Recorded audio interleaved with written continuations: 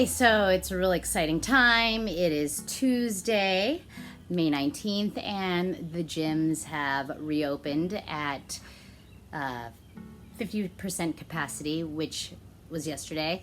However, I am still operating this week out of my courtyard and remotely at other people's home gyms.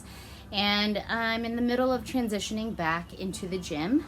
However, it's not as easy as just jumping right back into it. I have 34 people that I'm communicating with, and some people don't want to come back because they're still scared about COVID, which is, valid. And I'm not going to say, oh, that's, this or that. Everyone is entitled to their feelings, and I respect that. So it's a matter for me to decide on how I grow my business moving forward. Because the one thing that I have discovered during this time of COVID is waking up at 4:30 Monday through Friday to be at the gym at 5:30 a.m. is not the quality of life for me. And I've discovered that by the reduction of my client base during this time, I still can financially swing it. But the job is to do more than just swing it, right? I want to grow my business, and it's not going to be by increasing my hours at the gym. I know that because I'm at capacity, unless I start opening up every evening and Sundays, which I'm not going to do, because that's where I'm at. So I'm figuring out where I'm going to be taking my clients who don't want to train at the gym anymore, because I do have clients who want to continue to train, but not inside the gym. Because I think the interesting thing about this pandemic and what it's brought to light is that a lot of people have discovered much simpler things, that they don't really want to be, or they don't need a facility with all the bells and whistles in order to train. And I feel like a lot of people that are not returning to the gym but wanting to train have discovered this, that they could take their workouts outside, that we could do different things, that they like the outdoors and not having to be committed to a membership.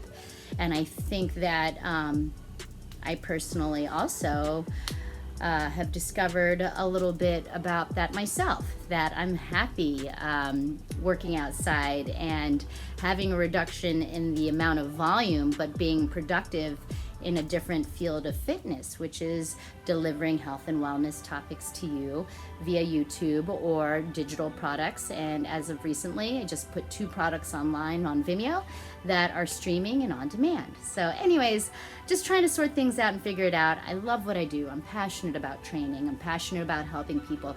And it doesn't feel like work, and that's the beauty of it. And I want to keep it that way.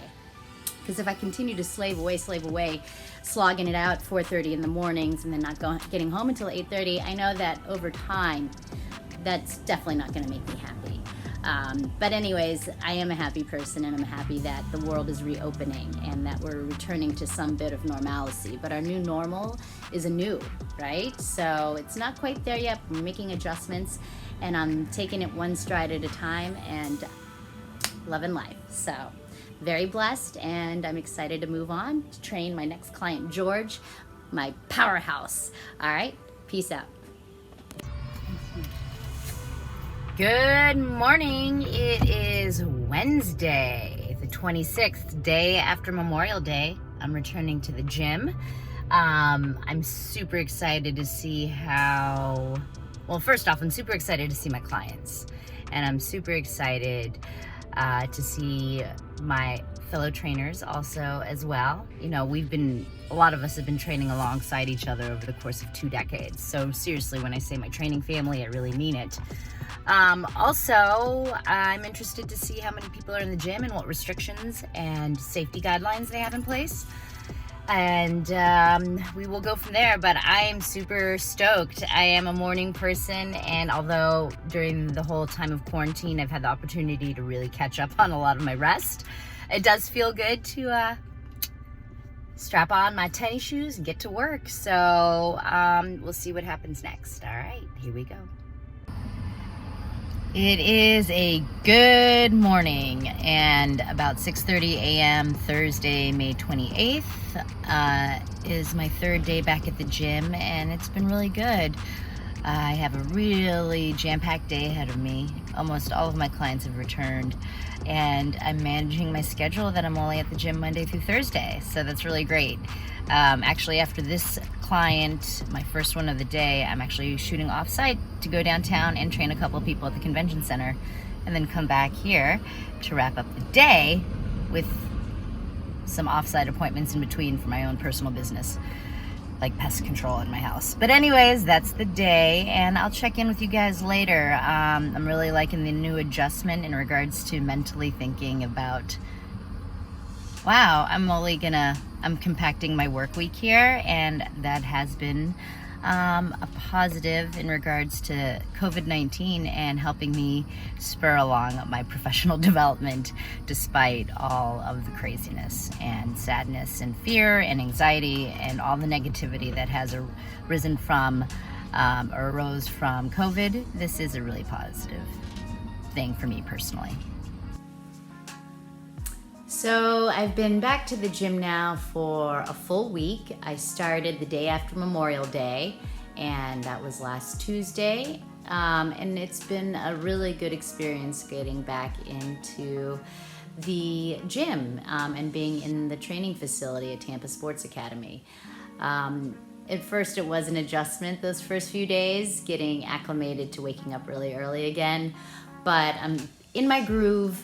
Totally cool. I've managed my schedule where I'm at the gym Monday through Thursday, and then on Fridays I am training individuals either at the beach or online, and I'm taking a couple people at my house. So I've managed to reduce the amount of days in the gym, but the amount of hours and the volume of training is pretty much back to pre-COVID states. I will say that my 83-year-old client, Mike, has not returned to the gym for, obvious reasons. He's at risk with his health in terms of his age.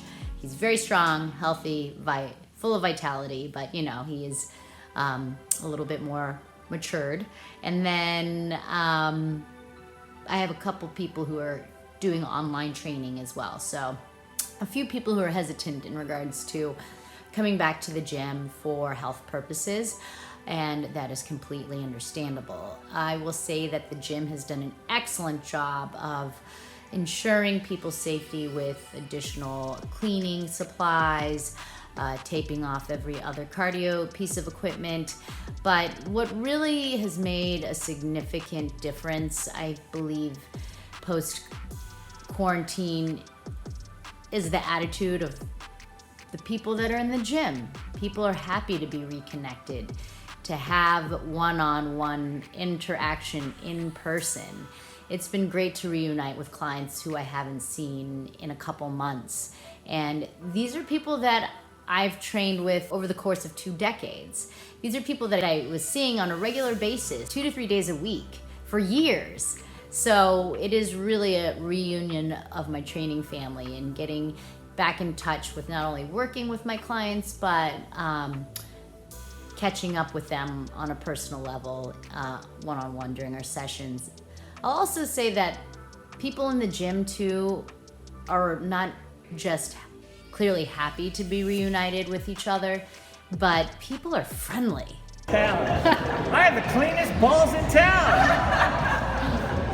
Wow, look how clean that hall is.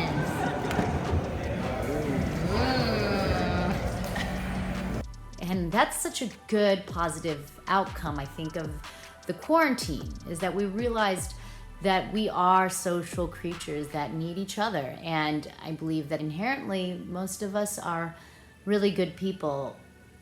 And for me, this ties in more than just COVID. This ties into what's going on currently in the United States with the brutal murder of George Floyd at the hands of police officers who are meant to protect us. And there have been riots here in Tampa that have turned violent, and the destruction of businesses. These riots are not doing anything to propel us forward into an area of equality and treating each other with mutual respect and love. COVID's one thing, but I think this definitely trumps COVID. The state of what's happening today. And globally, the case of George Floyd has caused riots, I heard, in Paris last night. It saddens me. The life of a personal trainer seems very minuscule in that big picture of who we are as human beings and how we treat each other. I'm really happy to be back at work. I'm really happy to be integrated again with other people. And I'm very fortunate to have the ability to take my professional path and steer it in the direction that I want to. And I'm going to continue to do that. And I'm going to continue to spread a message of health, well-being, love, compassion, respect, despite personal differences, political differences, religious differences. I mean, I'd love to be a personal trainer for the sake of humanity and train people on how to do that. But no one's perfect. So anyways, life of a personal trainer post-quarantine. There's still the coronavirus out there, COVID-19, and now on top of that there are riots and there's police brutality, and it's just really sad to me that things haven't changed. We've been going through this cycle of racism and inequality for so long, and people think that it's gone away, but it hasn't. It's still there. So let's make a change together, and we'll go from there. Hey guys, it's now July 2nd, and a few months have passed now adjusting to the new normal, which includes mandatory masks inside. Fortunately, with social distancing inside the gym, you are not required to wear a mask.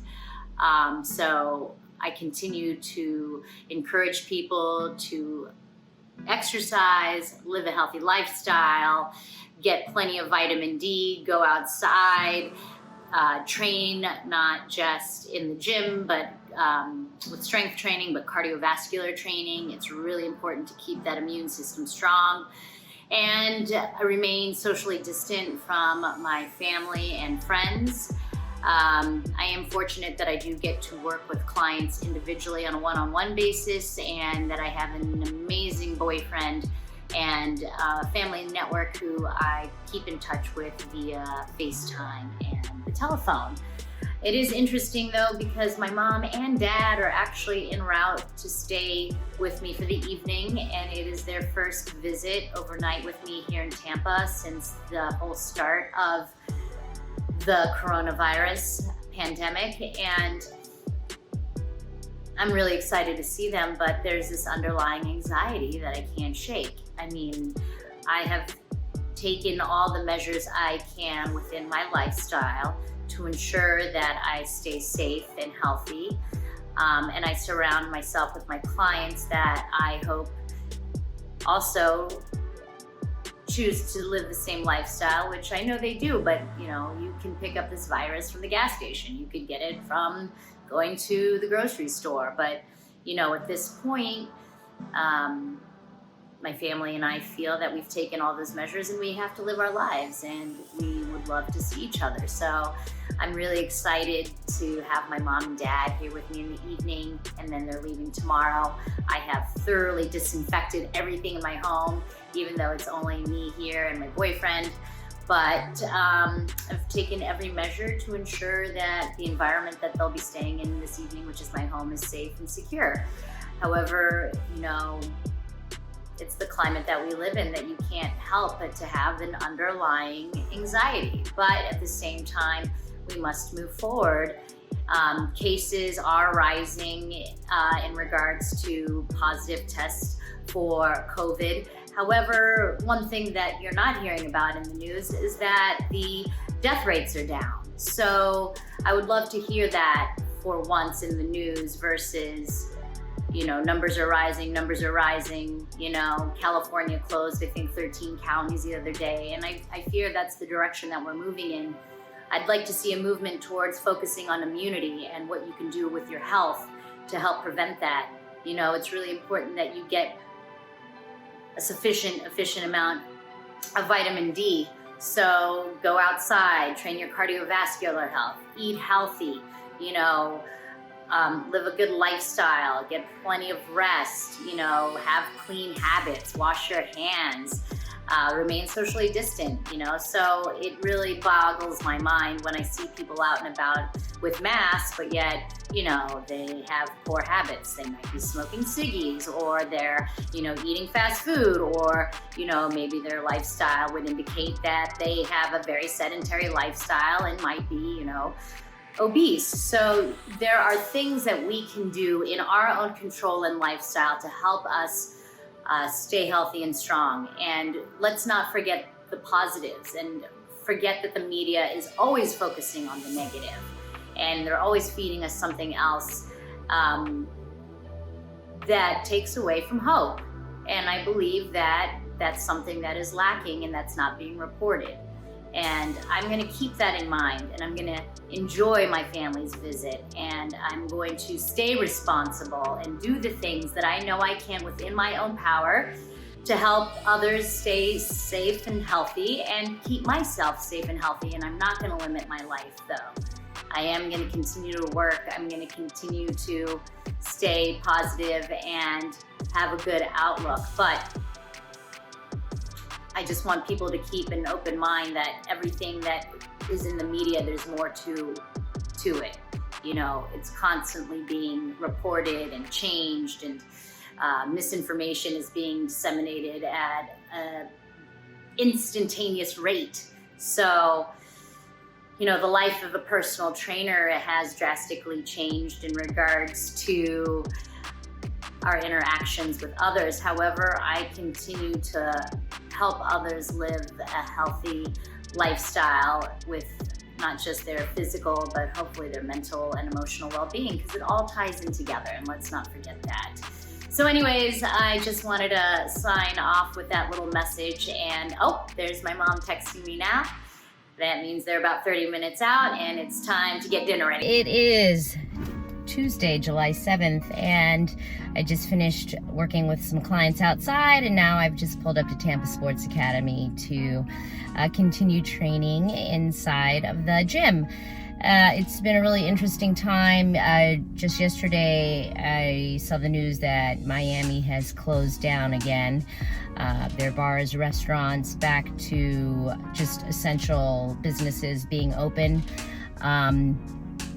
Also, you'll hear in the news how the cases of coronavirus cases are climbing, but the thing that you won't hear in the news is how death rates are plummeting across the world, across all age groups. You don't hear that in the news. You don't hear that the death rates are down, and you don't hear that the risk and the complications of coronavirus are less severe than first anticipated.